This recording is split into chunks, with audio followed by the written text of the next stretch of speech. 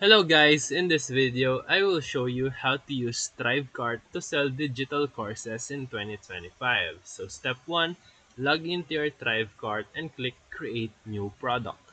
Step 2, select Digital Product. Step 3, choose your delivery method and upload files or generate access links. Step 4, set your course price, order bump, and upsell offers.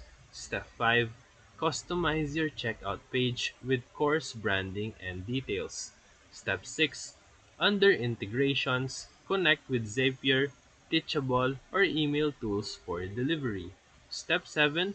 Save and preview your checkout to test payment flows. And that's it. You can sell your course with professional checkout flows in ThriveCart. So if this video helped you, feel free to like and subscribe for more quick tutorials, reviews, and comparison videos. Thank you for watching.